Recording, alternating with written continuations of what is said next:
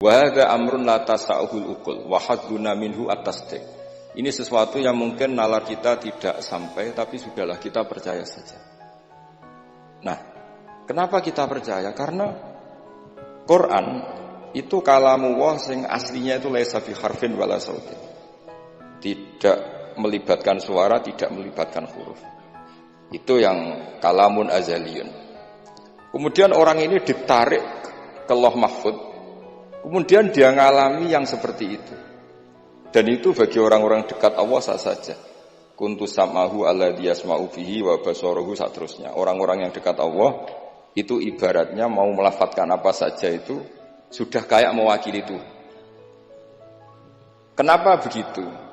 Karena dia saking fananya pada dirinya sampai ya memang fana. Sehingga ya dia sudah, tapi bukan manunggaling kawula Gusti mboten. Misalnya begini, saya beri contoh. Andaikan sampean itu jadi wali, sebetulnya saya bilang andaikan ini su'uladab, bisa saja wali betul. Tapi kayaknya kok belum meyakinkan. Andaikan dulu, urutannya andaikan dulu.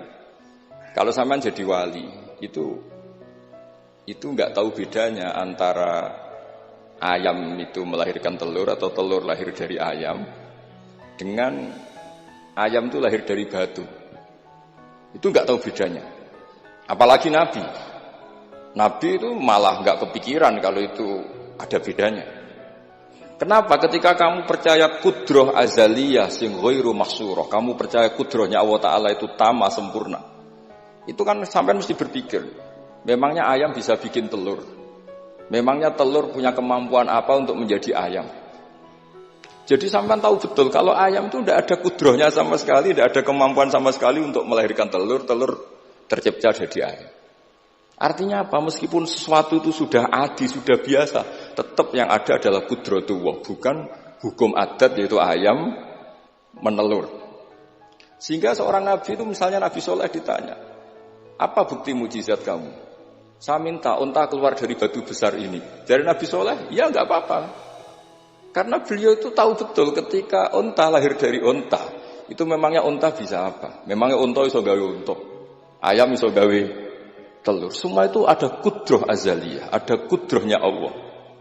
Nah wali dan apalagi nabi itu tahu betul itu. Sehingga ya nggak ada bedanya. Misalnya para nabi sampean tanya, ayam bisa melahirkan telur, apa batu ini bisa melahirkan telur? Ya jawabnya bisa. Sehingga ya betul lah. Terus ada Naqatu Soleh itu keluar dari apa? Batu. Dan Nabi Soleh biasa saja karena beliau memang nabi. Rasulullah ketika sahabatnya kelaparan, terus diundang Jabir, masakannya sedikit. Ya beliau bilang ini masakan harus jadi banyak. Ya banyak, untuk orang sekian ribu cukup. Ketika sahabat kurang air di padang Sahara gitu, sahabat bingung nyari air, Nabi malah sari, masyhur. Sari, terus ya santai aja ketika beliau dilaburi kurang air, terus ya sudah minum air dari sini, terus fana ba'al ma' min baini as-safi'i. Karena Nabi itu orang yang tidak bisa didikte oleh hukum adat. Sehingga tidak terus ayam ini bisa melahirkan telur, berarti mungkin. Kalau batu enggak melahirkan telur, tidak mungkin. Terus kamu bilang ini mungkin, ini tidak mungkin. Itu kita kalau di matolek kan diajari. Padahal mungkin tidak mungkin berdasar hukum adat, bukan berdasar kudrohnya Allah Subhanahu wa Ta'ala. Nah, orang-orang yang sudah begini, masalah rezeki juga gitu. Soalnya sementing para pangeran, masuk dimbarno pangeran. Akhirnya sudah sementing muamalah mbek Allah. Makanya dulu ada cerita seorang Habib, dia enggak punya pekerjaan, terus setiap hari dia sholat, tiap pagi ngantor. Ternyata dia ke mushola atau ke masjid sholat. Terus kata Habib itu, ya Allah, semua orang yang kerja engkau gaji, maka saya ya harusnya engkau gaji. Ibu yo terus sugih, tapi bukannya ditiru bore. Jadi dia apa ngantor ya ora di kantor, wis ngantore ning masjid sholat. Tapi ini enggak boleh gaya-gayaan yang sudah makomnya seperti itu. Ora sampean gak makome ribet. Tapi ini cerita ya, kalau tak belajar Quran. Sehingga para nabi itu enggak kepikiran, misalnya Nabi Ibrahim itu enggak kepikiran kalau api itu bisa membakar, karena beliau tahu api apa punya ikhtiar, api apa punya irodah, punya kehendak. Api apa punya cara yang diinginkan api itu untuk membakar saya, kan enggak juga, dia benda mati. Pasti itu murtangan Allah. Sehingga ketika beliau mau dibakar ya santai aja. Beliau nggak tahu bedanya di sana sama di sini. Semua nabi itu begitu. Ma kunta tadrimal kitab walal iman. Makanya semua nabi itu rata-rata ummi itu ya pokoknya sudah begitu. Makanya disuruh berdoa ya nggak mau. Kata malaikat Jibril, saya Jibril untuk nolong kamu. Tidak, saya tidak butuh kamu. Maksudnya kamu ngomong nanti tak sampaikan ke Allah. Allah itu sudah tahu tanpa kamu. Hasbi min su'ali ilmuhu bihali. Itu Nabi. Nah, Rasulullah Muhammad SAW juga sama. Ketika mau perang Badar, itu kan musuhnya itu 1000 lah kira-kira gitu. Sahabat itu 300. Terkenalnya 313 sama dengan ashabi apa itu? Talut itu. Apa itu? Waqatala Daud itu, ashabi Daud itu. Itu Nabi ya santai aja. Padahal itu pedang 1 dipakai orang 10. Sampai bisa bayangkan perang pedangnya gentenan. Tidak bisa kan? Tapi Nabi karena diutus Allah ya jalan saja. Ya santai. Karena bagi Nabi itu nanti ada kudratullah. Betul. Ternyata perang musuhnya 1000, musuh 300, yang satu perlengkapan lengkap, yang satu gentenan pedang. Perang ya dibacok sik nyilep pedangnya kalau musuh kan nyuruh. Gak iso bayang. Singkat cerita terus masyhur itu Nabi terus berdoa. Ya Allahumma Allahumma intuhlik hadil isobat alam tu'bad ba'dal yaum. Walhasil terus ada pertolongan dari Allah. Artinya Nabi nganggep ini gak penting 300 apa 100. Orang menang itu ya karena biqudratillah. Begitu juga di perang Khandaq di. Sehingga Nabi itu pernah minta kakinya kambing. Kaki yang depan namanya dirok. Dirok itu 2 kan. Namanya kaki depan itu dirok. Coba ambilkan dirok itu, ini ada tamu, diambilkan. Terus diambilkan lagi. Ambilkan lagi 1, diambilkan. Terus ambilkan lagi. Bukankah kambing diroknya hanya 2 ya Rasulullah? Andai kan kamu langsung ngambil, pasti tetap jumlah itu ada. Karena ketika Nabi ngendikan ini jadi konstitusi. Jadi kemana malaikat kudu melok ribet Nabi ngendikan. Ya masyhur kan Nabi khutbah, padahal pas musim kemarau nggak mungkin hujan cara hukum adat. Ya Rasulullah khutbah itu suwi-suwi niki wong bingung perkara ana udan. Pun pokoke niki bingung halakatil amwal mergo gak ana udan. Niku Nabi langsung ngendikan udan. Bareng udan minggu berikutnya wong kebanjiran sakniki mboten rusak krana kemarau tapi krana banjir. Niku Nabi ngendikan Allahumma hawalena wala ini langsung mari. Artinya Nabi itu enggak bisa didikte terus. Ini secara ilmu falak ini enggak musim hujan. Nah, saya kan perhitungan, gelem istisqa sak usih didelok wis musim dadi istisqa. Kula ndek kanca kiai ahli falak, niku kon istisqa ora gelem. Tak takoki kena apa? Tak hitung jek suwi kesudan iki. Engko ora ketara ra mandine, dadi dekne ngenteni. Wis, yo ono kiai rondo politik ngoten yo. Tangan-tangan yo bener, timbang terkenal ngobos kan nurono reputasi dadi. Iku yo. Tapi kalau Nabi itu ndak. Nabi itu ma kunta tadrimal kitab walal iman. Karena kalau kita sudah makom itu enggak bisa didikte oleh al-ahkam al-adiyah. Nak pitik mulai rondo, endok dari pitik. Makanya ketika ada kitab Al-Fusulul Hamidiyah, hukum adat ini telah membodohkan kita lama sekali sehingga Anda tidak bisa percaya kudroh tamah. Dan ini kaitannya formal baminan ini nanti tentang Quran. Nanti jenengan melihat mukjizat terus gampang sekali. Kata Imam Al-Husunul Hamidiyah ngendikan umpama klungsu niku biji asem nih. Andai kan tidak pernah terjadi klungsu itu jadi asem yang besar. Kemudian buah, kemudian macam-macam lah. Ditabrak truk nganti masalah tenan. Terus itu enggak pernah terjadi. Terus akhbaru kamu birun, terus kamu diberi cerita orang, ini klungsu ini bisa jadi pohon besar sekali suatu saat. Kamu pasti tidak percaya. Oh ini mohal, masa barang kecil jadi besar. Berhubung sering terjadi, terus Anda bilang mungkin. Tapi pertanyaannya, loh ketika mungkin itu kamu kan gak ikut bikin. Loh namanya mungkin tidak mungkin kan kamu harus punya otoritas ikut bikin. Kamu kan tidak ikut bikin, kok bilang ini mungkin, yang ini tidak mungkin. Ketika itu sering jadi pohon besar, Anda pun tidak berkontribusi kan? Kontribusinya siapa coba? Allah Subhanahu wa Ta'ala. Nah di sini terus para wali itu sudah mengabaikan itu semua.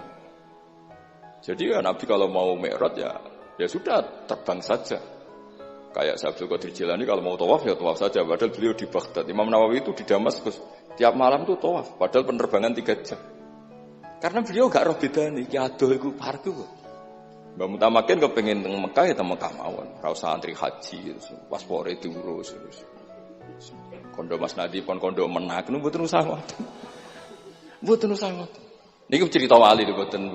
Artinya nah, orang-orang ahli Quran itu sudah ke makom itu. Sehingga yo coba warai nak tengok-tengok ning omah terus rezekine piye yo coba warai ngono kok dadi goblok malah niki pun makomnya seperti itu. Dan kita harus berlatih. Kalau kita tidak berlatih, maka ilmu ini akan hilang. Yaitu tadi, terus kita didikte hukum adat, seakan-akan hukum adat ini memenjarakan kita, memasung kita. Kemudian kita sampai nanti ada mukjizat. Naqatus Soleh keluar dari As-Sakhrah, dari batu besar kita janggal. Nabi Ibrahim dibakar oleh api, kita apa? Janggal. Sebetulnya itu kalau pakai, makanya di Matolek, di semua pondok diajarkan ada mukhal akli, ada mukhal apa? Adi. Kalau mukhal adi itu ya sebenarnya tidak mukhal. Cuma secara adat itu jarang apa terjadi. Tapi kita harus mulai berpikir, dilatih. Ketika telur jadi ayam, memangnya dia punya ikhtiar kan enggak? Tetap di situ ada kudratu. Wah, lah kalau sama-sama kudratu, wah bedanya apa? Telur keluar dari ayam sama telur keluar dari batu. Kan sama-sama yang menentukan adalah good. Nah di sini ini latihan tauhid. Terus yang terakhir untuk sering baca Quran secara fasih, secara benar, secara apa? Ini saya cerita min haisul makna ya. Itu sesuatu itu dikembalikan pada yang punya. Misalnya saya beri contoh ya. Kalau sampean saya tanya, mic ini kan dari besi, sama ini masker dari kertas, dari kain. Ini kuat mana?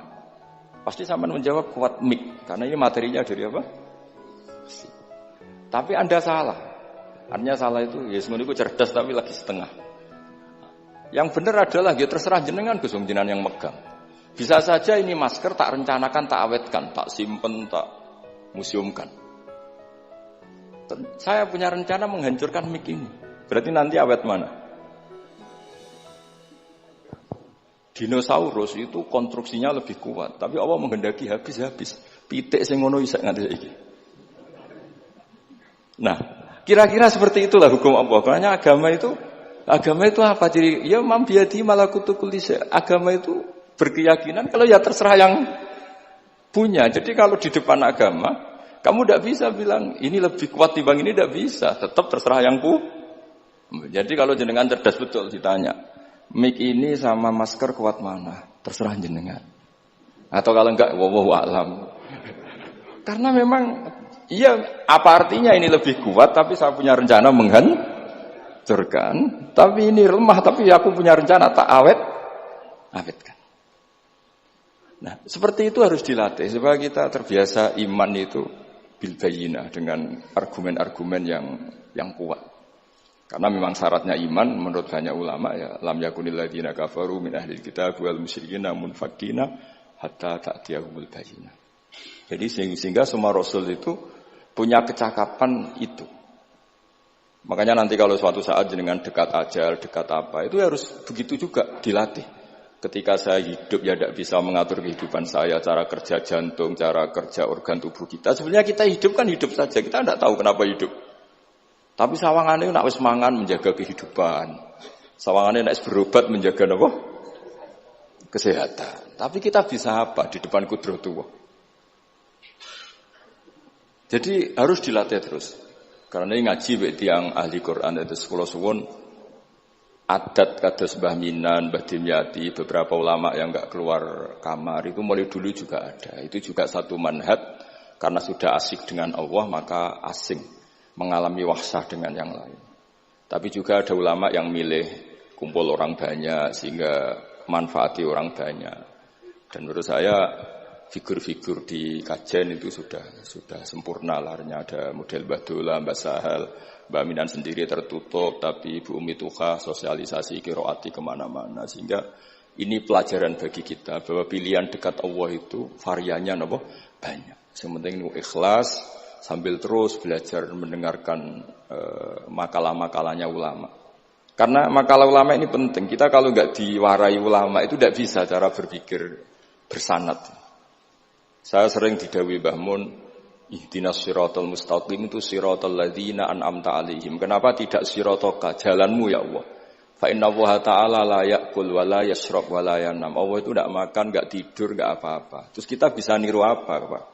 Tapi kalau siratal ladzina an'amta 'alaihim artinya thariqullah adalah dengan mengikuti orang-orang yang telah diberi nikmat. Jadi kita niru Mbah Dola, niru Mbah Arwani, niru orang-orang baik. Karena kita enggak bisa niru Allah.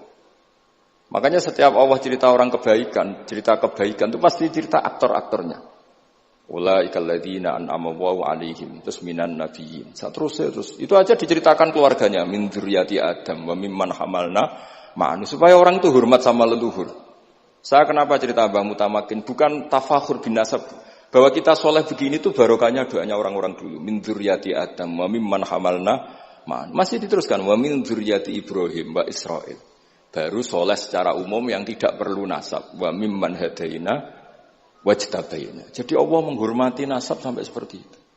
Sehingga rata-rata orang-orang soleh itu ya mbah-mbahnya soleh. Mosok turunane sing wakaf masjid, sing kiai puluhan tahun, kalah mbek wong sing dadakan dadi kiai. Yo ketoke ora pati fair ngoten. Niki mboten kok urusan kula fanatik nasab nggih.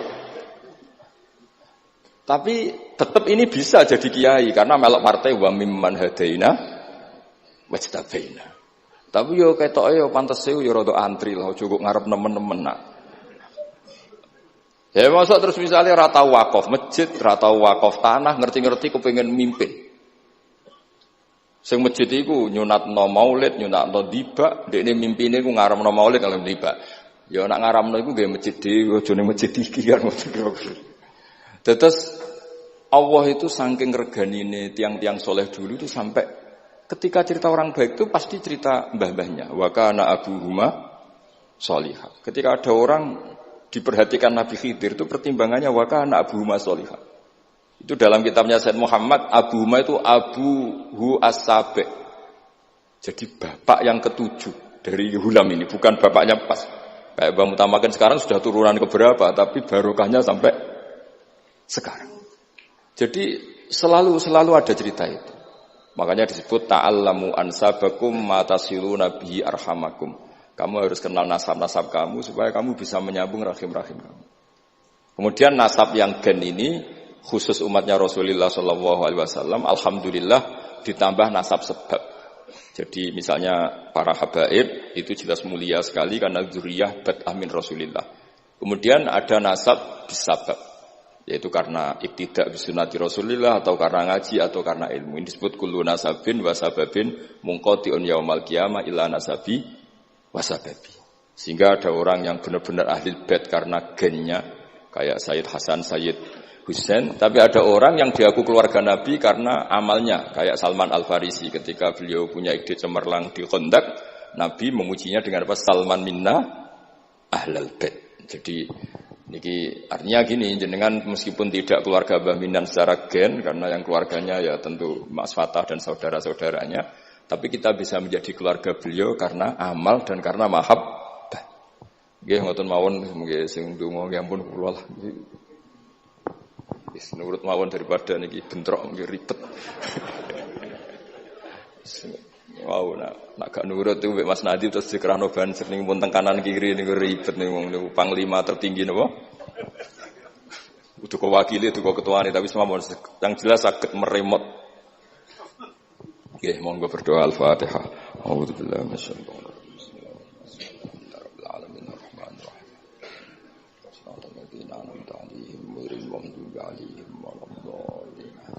Bismillahirrahmanirrahim. Nahmaduka ya ghafuru ya syakuru ma shalli wa sallim wa barik ala habibika Mustafa Muhammad wa ala alihi wa sahbihi wa sallim asma'in.